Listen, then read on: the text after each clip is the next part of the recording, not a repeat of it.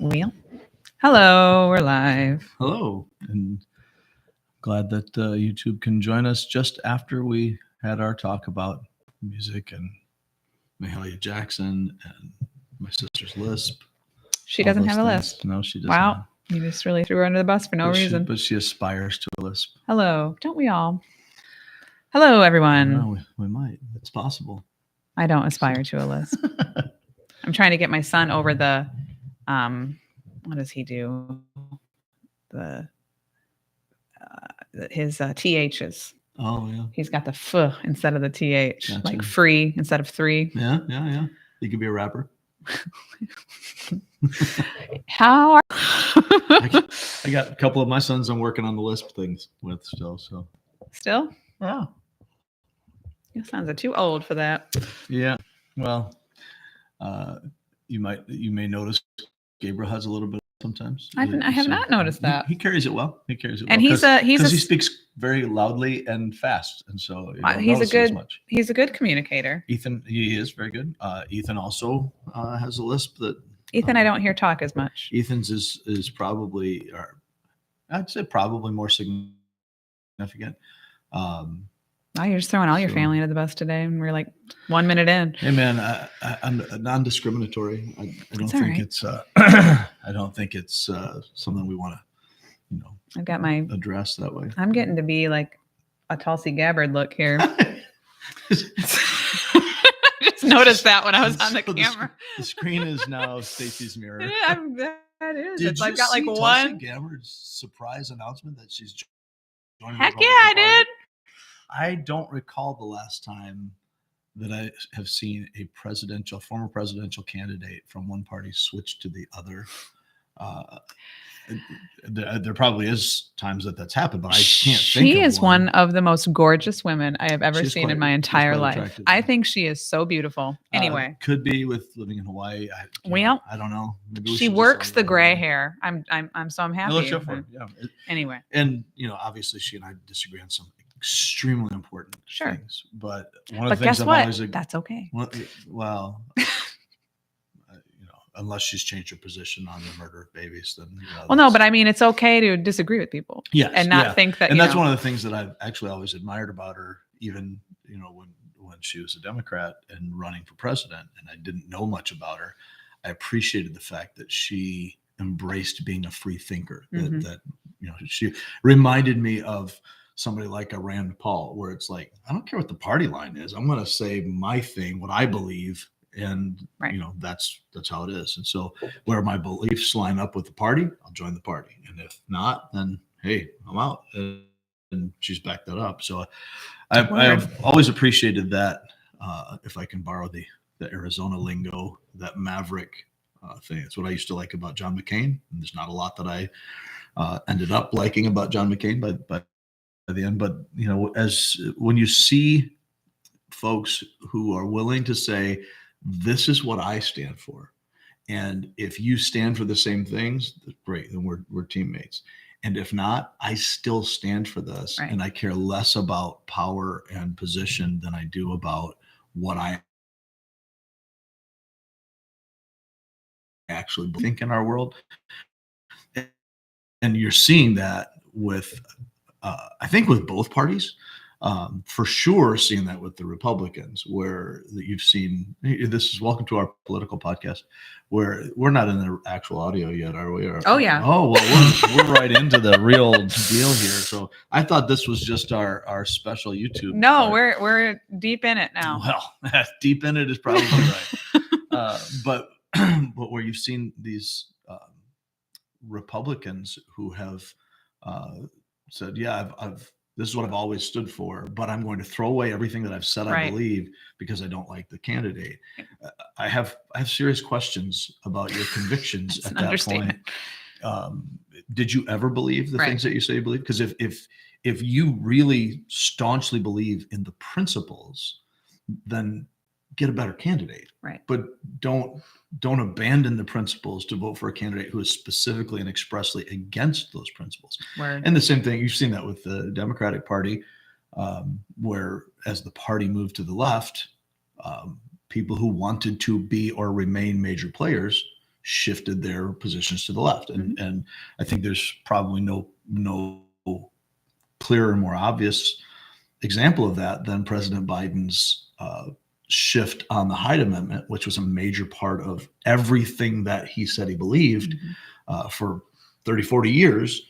And then when things in the party shifted away from that, he totally distanced himself from it. Funny how that works. And, those people change, obviously, but it seems pretty clear in politics that most of the time when the needle people moves, change, you got to move that's with right. it. Yeah, right. We're just if you want to stay relevant. We want to shift to, and there's a certain amount of that is inevitable. I think, Bill Clinton is a good example of that, of recognizing in his re-election campaign that, I have to move to the center to stay in this. And that caused him to govern more to the center as he was doing things. And there's, some of that is the reality of growing up, that we deal with things in reality. We can be ideologues or ideologues, if you prefer, while we are outside looking in, and we can say, "Oh, I profess these things. This is what I believe," and it happens in everything. That's why Teddy Roosevelt said it's about the man in the arena, right? You got to actually be the person doing it. My favorite president, rather than it's my favorite progressive. So I do love Teddy for so many reasons. I found out that my murdering great grandfather voted for Abraham Lincoln. So he had that. So he had that going. There's it was the first time he ever voted, and he voted for Abraham Lincoln. I was, but then he murdered his wife. So impressed to hear that my 18-year-old daughter doesn't think 18-year-olds should have the right to vote because they're stupid. But she's going to vote, right? So yes. Okay. But it's like, if our brains aren't fully developed till we're 25, supposedly, and if we are seeing an increase in the number of people who are just not grown up when they get out of high school, that doesn't even make sense. And I'm like, hey, that's, she's recognizing the discrepancy between, you're not old enough to figure out if you can handle beer and cigarettes or lottery tickets or, lottery tickets you can. But, all these other things, you got to wait till you're 21. But at 18, you can choose the most powerful person in the world. That's. You can, apparently, if you're dead too. Anyway. So there's that. What do we got about today? We're talking about the rough conditions that we should expect in this life. That as Peter starts the particular section that we're looking at in 1 Peter chapter 4, starting with verse 12, he kicks it right into gear by saying, this is from the older NIV, the NIV 84 edition, which of course we know as Heaven's Preferred Translation. And he says, "Dear friends, do not be surprised at the painful trial you are suffering." The newer NIV renders it, "Do not be surprised at the fiery ordeal," and I think both are telling as we see these pictures. What he's saying is, the junk you're going through, stop acting like it's not supposed to be that way. There's a line in this world doesn't make sense, or this life doesn't make sense, and I don't think it should. Right. Because that's kind of the point, is we get so personally, and you and I can both relate to this, I think, we get bent out of don't go the way they're supposed to as we see them. But the thing of it is, they're not supposed to go the way we see them, the way we understand them. We live in a fallen and cursed world because of sin.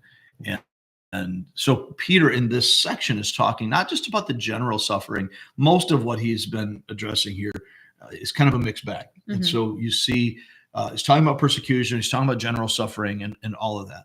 Here he seems to really be kind of focusing in on the specifics of persecution. Right. As Christ followers, you're the outsiders. Right. And bad things are happening. Yeah, I feel like a week or a couple of weeks ago, we kind of focused more on like personal struggles and things you'll go through. But this seemed more, I guess, broader as far as persecution goes. Yeah. And I mean, both personal and broad, because I guess when I think of persecution present day, I think of, the countries where Christians are being persecuted. Yeah. And it's not here. So it's hard for me to compare myself to, like, I'm not going to be killed Yeah. Walking around my neighborhood because I'm a Christian, where some people are in different countries. Sure. But that doesn't mean there's no persecution of Christians here and getting worse all the time. And we're not told specifically what the persecution is, Right. but we do know that this is prior to the actual Roman persecution of Christians. So Nero did that, but he just basically was looking for scapegoats. It wasn't necessarily just targeting Christians because of hatred toward Christians. They were easy. They were kind of the dregs of society. And so we can, Christians for Nero were politically, they were a practical choice, right? And maybe there was more personal stuff to it, but the bulk of it was, he wasn't going out hunting down Christians. Later on, you would see that. Later emperors would do that. So the persecution was coming from the church, so to speak, Israel, from Jews. So the church itself, the church of believers in Jesus Christ, was being persecuted by that which was in the religious mainstream for their culture. And so as he's writing to these churches in Asia Minor, they're a mix of Jews and Gentiles. Just going to, just like with Paul's stuff, you're going to be heavy Jewish with Gentiles in there. That was their norm. That was specifically Paul's norm. And presumably in the churches that he's writing to, you're seeing that same kind of thing where you start in the synagogues and then work your way out. So since we're not really told what the persecution is, we can speculate. We can, come up with historical constructs that might give us an idea. But I think the picture that we should be getting is much more like what we're probably seeing here is not persecution, but persecution, more than what we might see in, say, Central Asia or the Middle East, where you're talking about being put to death. Now, did that happen? Yes, for sure. But when he's talking about this, I think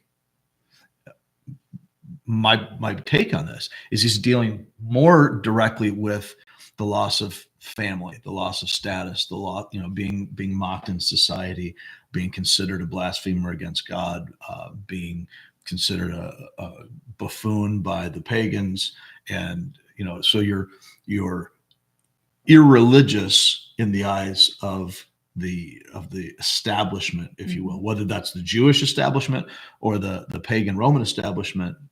The Jews are predominantly Hellenized at this point. So as you're going through, particularly in Asia Minor, you're going to see so much of the Greek influence that Judaism has changed from what you'd see in Old Testament Judaism. So when you see the influence of that cultural dynamic, the Jewish persecution that they're getting from their own families and their own friends, and then the Roman persecution by the pagan Gentiles, who considered them to be atheists because you don't worship the pantheon of gods and all that, and you're outside of Judaism. So now we don't even have the respect for you in this foreign, this foreign but ancient religion, because they revered things that were old. You're just a weird sect, right? And so people look at you and think you are the bad one. You're the immoral one. So when we see Peter's call throughout the letter, he's constantly calling us back to you're strangers here. So live strange, right? So don't be like the people around you, which sounds a lot like Paul. Recognize that you belong to a different kingdom. So live here as aliens and strangers, as elect sojourners, as ambassadors, and understand that you're not going to fit in. It's going to feel suffering that humans go through, but you're going to face specific suffering because you're a Christian. And here in this section, he's getting really focused on, because you're a Christian, you're suffering because you're in Christ. And I don't think that we should be thinking of, and you and I have talked about this before, Doug and I, we talked about this in men's group and in our Bible studies. I don't think we should be seeing persecution as only those things where someone is consciously persecuting us because of our faith. Very often, I think there's an unconscious or a subconscious persecution because of our faith. I don't necessarily hate you because you're a Christian, but I hate everything that you stand for, right, which you stand for because you're a Christian. Right. So when you say abortion is sin, that I hate you because of that. And I wouldn't say I hate you because that's impolite, but I do. Some people, if you stand against the LGBTQ plus IA alphabet soup stuff, if you stand against that agenda, that sounded insulting. I don't really mean it to sound insulting, but it is what it is, I guess. If you stand against that agenda, you believe that the Bible is very clear, because the Bible is very clear about sexual immorality, then you're a hateful bigot. You're a terrible person. You are a moral outsider in our society. And so that vitriol, and it really is. I mean, we see it all the time. There's a hatred. You can see it with the Jack Phillips stuff in Colorado, just constantly looking for ways to go after this individual. When those things happen, it's not overtly, we wouldn't say it's because you're a Christian, but it's absolutely because of that, because Satan hates the Lord, and therefore he hates us. He hates his image bearers. Those in the world they're part of a Christ rejecting kingdom. So even though most of the people that you and I know in our cultural context, Great Lakes, where people think of themselves as Christians unless they're actively something else, that in that context, people would generally not say we hate Christianity, we hate Christ, but they do. So we create this God in our mind that fits our expectations. How often do we hear people say, well, I wouldn't believe in a God that does this. The God I believe in, I don't think he would ever think that. God is totally perfectly love, and that's all that he is, and all these kinds of things. Well, we've created a God that doesn't match the God who has revealed himself in Scripture. And frankly, I feel like we keep, to use this term for the second time, moving the needle. Yeah. And it keeps getting worse to what we're accepting of and what we're believing is good and right. And, we kind of started off talking about politics, and this isn't a political podcast, but it's a very in your face way to see that happening. Yeah, we definitely can see it. And I'm not saying, when it comes to the presidential candidate, I'm not saying either one of them are a Christian. I don't know. But you see things that both of them are saying and how they're being perceived and received. And it's just kind of like by people who profess to be Christians. And it's kind of insane. Yeah. what's acceptable. It probably would be worthwhile for us to do a political podcast. That's really not what we're here for, but because of the context that we're in, and like you said, how clearly this gets played out because of this, it probably would be worth thinking through those things. I don't think we're going to do it because we can barely do this podcast. Right. But hey, we're here today. That's a plus, right? We actually are part of it. But as we're seeing these things play out, we are some have described it as a post-Christian world, a post-Christian society, that the church is no longer the major player in our society. And I think you can see that. I think that's true. Which brings up other conversations about, state church versus separation of church and state, Christian nationalism versus secular nationalism, or any kind of globalism, all of the different conversations that come out of that. But what we can really see is that the dynamic that shaped our culture in previous generations, the reality, and this is on my mind a lot because it's Reformation Month. We're coming up on Reformation Day on the 31st. I think you remember, a little while ago when people were talking about men are always thinking about the, the Roman Empire. I tend to always be thinking about the Protestant Reformation. But as we're seeing what I would describe, and others might take issue with this, as the absolute decay and crumbling of Western civilization. I think we are seeing the same thing that we saw in the Roman Empire happen now as we are becoming unmoored from the shared values that made us who we are. Did you say we were being unburdened by what else? Oh my goodness gracious. I couldn't help it. But it's not a political podcast. I couldn't help Just throw that right out there. I couldn't help it. but wow. Anyhow, sorry. But as we're dealing with this, I just realized I'm sitting way outside the frame, so sorry about that. That's actually, I should probably, you're welcome for me to be outside the frame. But as we're looking at how everything's unraveling, it's crumbling, and we think we're advancing, we think we're progressing, but we're actually decaying. I think a major part of it is that the church has become not the church as far as the salt and light that we've been called to be. We haven't had the influence on society, so we've gotten fat and lazy as a church through the Christendom period in medieval times and following the Reformation, where there was an empire, a Holy Roman Empire, and you had a state church, and you had lots of different state churches.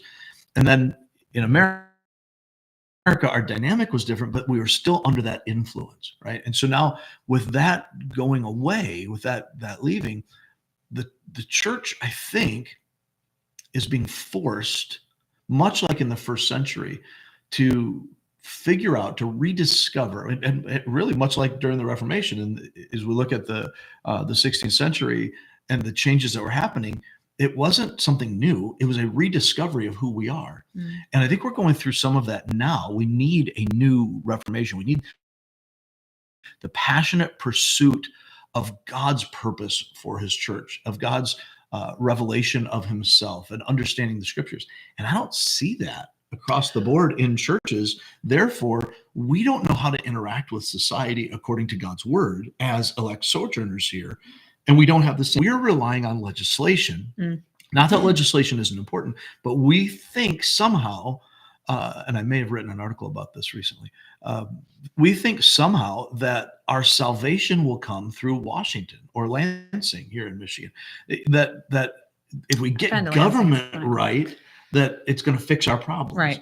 But we've lost the hearts and souls of the people in our society, because they don't see a significant difference between those who claim to follow Christ and those who don't. And so the only difference they see tends to be external, and we bicker about political things and all this other stuff, but we've lost we've lost the plot here. And if we don't get back to the gospel that says salvation is in Jesus Christ alone, the rest of it flows from all the morality, all these things flow from our identity in Christ, rather than make us good people. We're not good people, and we can't work that up.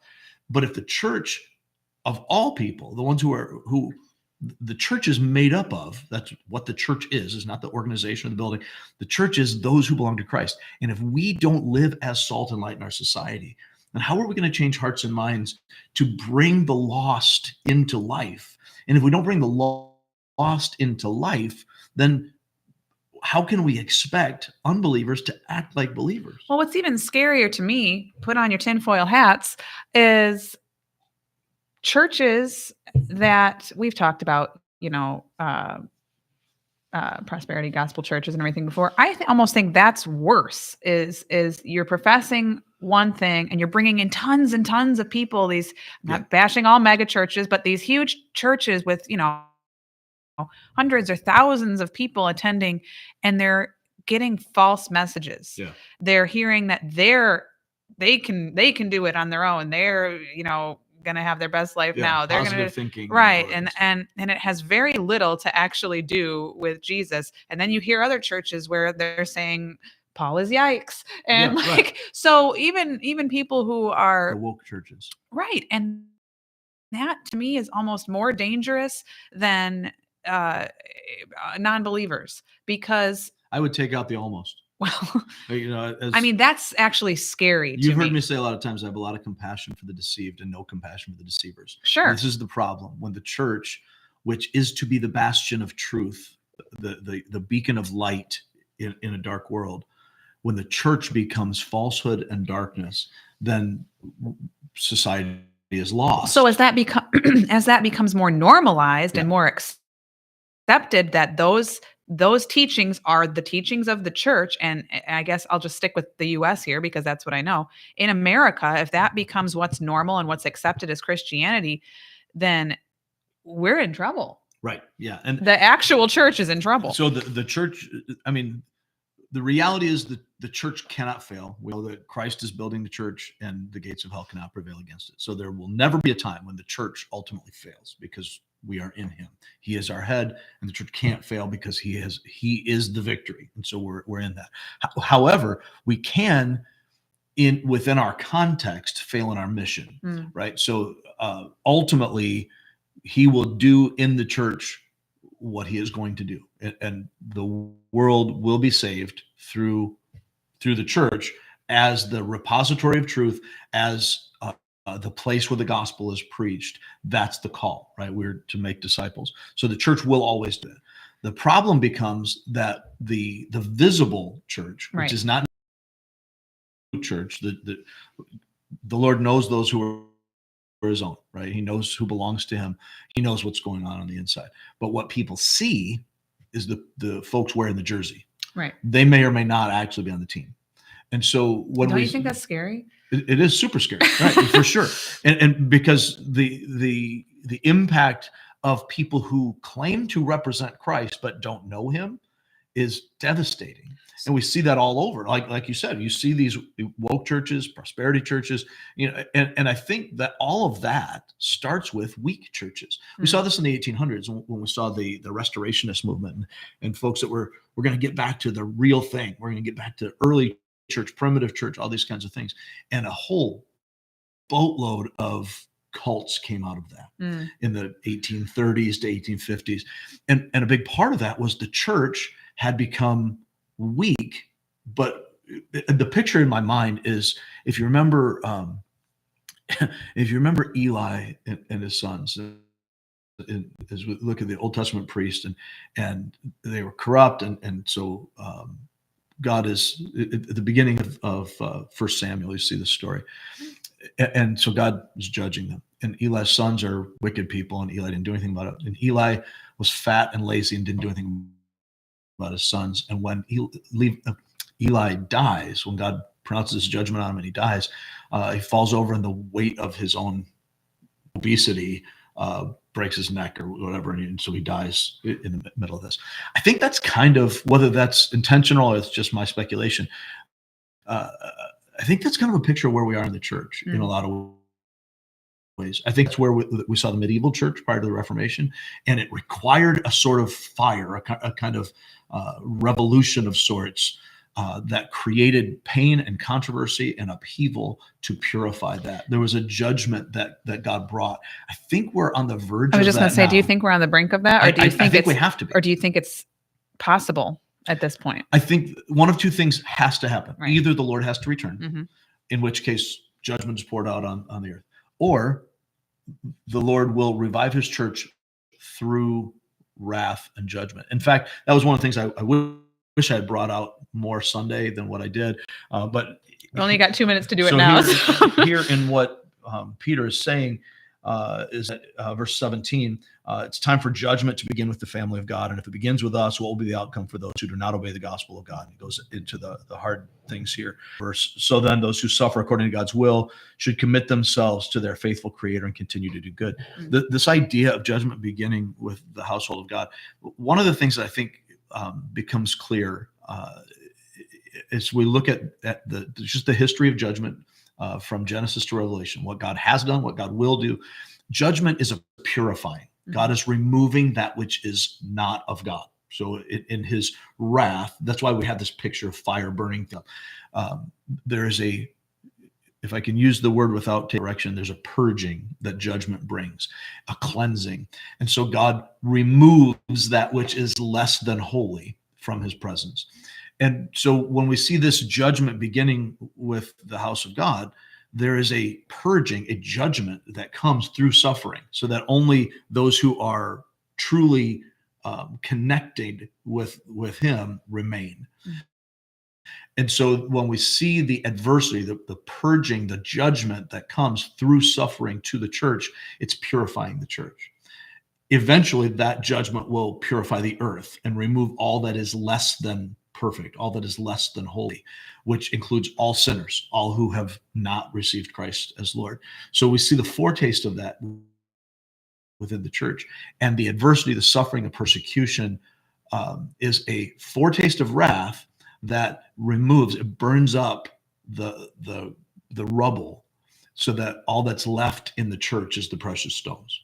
I'm mixing the metaphors of what Jesus said, but the picture is still the same. The judgment for the church is the purifying of the church. And when the church becomes purified through suffering and adversity, we return to the truth of the gospel, the reality that is, rather than the religion that we've created. And so I think that's what we saw in the Reformation. I think that's what we are going to have to see now. And I think we are. I think that's what Peter was saying in the first century. That's a cycle, I believe, that continues to happen, that as the church veers away from God, God brings us back by purifying us through adversity that will eventually be in its fullness, in its unmitigated, unbridled wrath poured out on the unbelieving, Christ-rejecting world. Okay, we will stop there for today. I'm sorry if I kind of We've been off track with less important things. That's true. Thank you guys for joining us. I apologize for not being Maybe here. That's small talk chatter that my wife will actually enjoy. I don't know. She's not a big small talk person. She's like, get to the point. Let's go. So so she must be a big fan of our podcast. Yikes! Sorry, Shelley. She's used to me, so it's whatever. She probably listens to it at like 3 times speed to get to it. That would be my sister, probably. Yeah, that's true. All right. Well, thank you guys for listening, and we will catch you next time. Ciao. I forgot how to turn this off. Thanks, you too.